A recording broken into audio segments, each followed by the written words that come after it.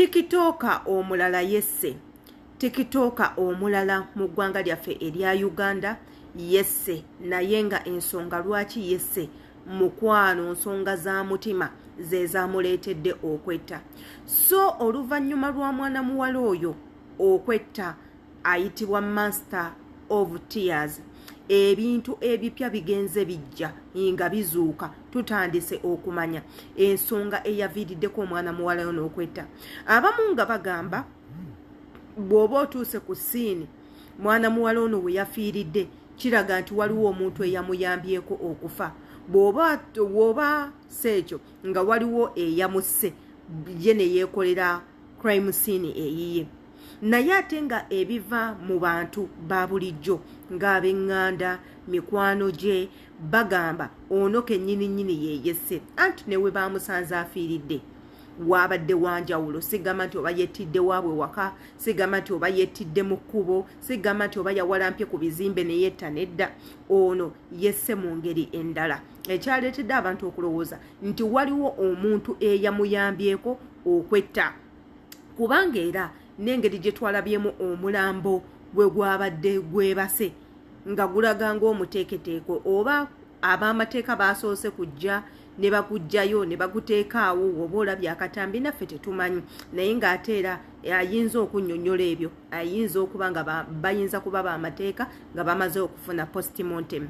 Yenze Sheila Adita obutambi nga buno eno tubuteekawo wano eno nga tubuteerawo mmwe mutwegatteko, tuyige wamu naffe, twejjukanye, twekansolinge, twebuulirire. Era naawe tukusaba okomentinge nti mu comments z'omwo mulimu abantu abalala bojja okukyusa obulamu. Kati nga kana akatambi k'engendo bateerawo ak'okubiri nga mwana muwala Muna 256 mukyala wa Derek wa radio nga ye akugamba nti afunye abantu bangi nnyo abajja mu kabokisi ke nga bamusaba obuyambi, era nga bamutegeeza nabo baagala kukola ekikolwa ono kye yakoze ekyokwetta. Kaakati kyembuuza igwe kino okyogerako kibeera omu ku abo asobola okukyusa obulamu bw'omuntu. Katugereko mu katambi ka Muna tukawulirize ate era tukomewo. Waliwo omuwala yazze n'agamba mbu RIP mukwano naye gy'oli gyenzija, ng'alinga agamba nti oli kye yakoze naye ali willing okikola obulamu abukooye. Waliwo gayo yazze n'awandika n'agamba bannange nange wabe wankeberako ne nange siri bulungi. Waliwo nze ntera okufuna abantu bajja in my inbox ne bangamba Muna, I'm so sorry to disturb you but I just need one word from you. Kubanze mpulira, I've tried each and everything naye ebintu biganye mpulira nkooye Muna, mpulira nkooye. Kwegamba abantu bali so depressed. Naye bamikwano, taking your lives won't be a solution.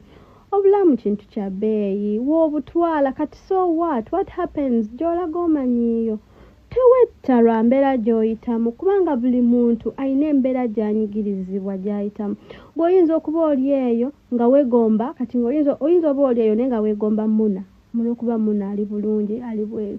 Mukwano tomanyi kiki kyempitamu eno, naye abantu babalabanga ku social media mweyagala, mukola bino na bino na bino, balowooza muli bulungi. Naye nga abantu balina embeera gye banyigirizibwa, si ggwe wekka. Just keep hopes high, olinde Mukama bw'anakolera something in your life. Kubanga Katonda yatutonda balina plans gye tuli. Katonda yatutonda balina ebyatutegekera byabagenda okutukolera mu bulamu bwaffe. Kati mulinde, wait for your turn other than taking your life olw'okubanga oli depressed. Let me give an example. Nze kenyine manyi whenever I come out okwogera such words, I always give myself as an example. Nze buli wembeera mu mbeera enyigirizibwa yonna ngenda ne ngamba Mukama wampisa e Saudi nga I was a stranger mu nyumba y'abantu. Nze gwe mulaba wano nagwisako omwana w'omuwarabu, omwana omuto, bano babya bayiga okuwaavula mu buno obugaali bw'abaana. Omwana yava ku madaala n'agwa paka wansi nga mu nnyumba tulimu nze ne bebe.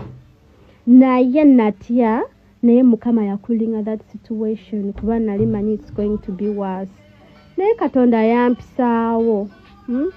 Kati ate tegwali mulundi gumu, gyali emirundi ebiri. Neera kya happening ogwasooka ne kiddamu ne kya happening ogwokubiri, but era still Katonda n'akola kyo n'akimpisaamu. Ono we nali e Dubai, waliwo time when natuka nga sirina mulimu ate nga sirina hope efuna mulimu okitegeera cause balemera my passport bye nali nkolera balemera my passport nga bagala my ticket ebalaga nti no nzira Uganda as if be bali bandeese that there is no way I can get a job sirina wensula bali bansuza busuza naye nga abantu bandaba ku social media nga balowooza ndi okay abantu bambalaba ku social media siwe babeera mu bulamu bwabwe teweegomba abantu otuka okubeera obulamu bwo obeerawo nga weegomba weevuma lwaki nze ndi bwenti mukwano nga bw'obalaba ku social media siwe bali abantu balina embeera gye bayitamu naye nga tebagenda kujja wano bagikubuulire kati just know nti no you're not alone just keep hopes high osabe mukama other than taking your lives nawe namwe nabaddeyo ne muyogera bannammwe lwaki tozaala simanya zaala biki katonda atuwa yatujjako nze nina omukyala gwe mmanyi omukyala oyo yalina alongo ng'alina abaana abo 2 alina n'abalala 2 so ng'alina abaana 4 right now wenjogerera talinaawo yadde n'omu kati gweoyinza okudda eyo ne weevuma n'okaaba olw'okubanga mukama tannakuwa mwana neobeera mu mbeera eri depresi tugeze obadde n'omusajja akukanda omwana omutaddeko obudde bwo emyaka gigenze waliwo mukama be yawa abaana namala n'ababajjako okitegeera kati vumitiriza obulamu bw'oyo omuzadde naawe obulamu bwo abantu balina ennaku ku mitima si gwe weka ali kuyitamu eyo embeera just beeraawo understand your situation ogambe leero ndidde waliwo ali ku street atalina kyakulya ndi mulamu njagala kwetta waliwo ali ku oxygen afighting okuba omulamu oli mulamu oli bulungi just omusajja yakusumbuwa akumazeeko emirembe like omwagala nnyo kubanga nawulidde mbu omuwala yeserwalaavu kati otadde otyo mulekawo omanyi whenever you're with someone for a long time oba olina fiye y'okumulekawo ng'olowooza you can't survive without that person naye ate nga you can survive okitegeera kubanga waliyo abatabalina naye weebali understand your situation omanye si gwe wekka alimu eyo embeera abantu bangi abali mu mbeera ey'okunyigirizibwa oli nga wakulaga obulamu bwe ku social media si we living in normal life. This social media life is very different from normal life. Understand your situation omanye nti ate wali mu worse situation than yours. Kuba goyinza okuba ofunye ekyokulya naye wali ku street asabiriza. Love ye kusumbuwa. Oli anoonya mwana gwe love ye kusumbuwa. Musajja akusumbuwa oli omusajja yamuleseewo. Okitegeera oba omusajja akusumbuwa oba oli afudde. Okiraba? Mukama amututa afuse namwandu. Muviira omusajja akumalako emirembe atuuse okuggisaawo obulamu bwo ofuna omulala si ye yekka Mukama gw'aba yatonda lwakubanga oba otya okugezaako ng'olowooza era ajja kubeerayo omu tebatutonda nga tufaanagana. Buli muntu alina emize gye. Try somewhere else other than taking your life. Obulamu kya muwendo. Olina okusigaza essuubi mu ggwe. Nze nali siinayo yadde hope nga simanyi nakumanya nti nno ndituuka eno gye ndi. Okitegeera kubanga sirinaayo anko wange, anti wange, maama wange, muganda wange yali alinye ku nnyonyi najja e Bungereza. Taliyo. Nze yasooka nali siina yadde hope nti ndituukayo naye natuuka nga siina yadde 10 naye Mukama yandeeta. So oba tumanye Mukama kikyakutegekera kuba nze we nali Saudi we nali Dubai as I've told you. Obusonde bwe nakola Saudi nabufunamu visa ya kyeyo ya Dubai. Ntuuka mu Dubai omulimu gwe nafuna akadde kamu omwezi. Kitegeera omulimu nga gunstressinga ne nsalawo ngute ne resigninga ne balemera passport yange. Sirina sente ate I had to pay them 1 month. Nali nina okubasasula sente muno bame passport yange we baayogera. Ne nnoonya sente we nazijja ne nzibawa. Neera ne passport ne bagiremera. Kati ne bandeka nga sina wa kusula nga bantu bansuza busuza sina wa kubeera sirina sente naye nga ate abantu bandaba ku social media nga banneegomba nga balowooza muna ali Dubai ajoga naye nga wa ne sente zandeeta e Bungereza nze simanya Mukama yantuusa atya wano. Simanya natuuka ntya wano kwegamba oba tomanyi Mukama kikyakutegekedde. Keep your hopes high. Eno wajja bantu tewajja bisolo osobola okujja naawe tomanyi luzungu tomanyi kuwandiika tolina ssuubiri travelinga well body shaminga olaba nga gwe tasobola mu nsi eno mukwano mukama yakutonda alina plan. Ennaku zino eno okwetta kuyitiridde naddala mu ggwanga lyaffe erya Uganda okwetta kuyitiridde.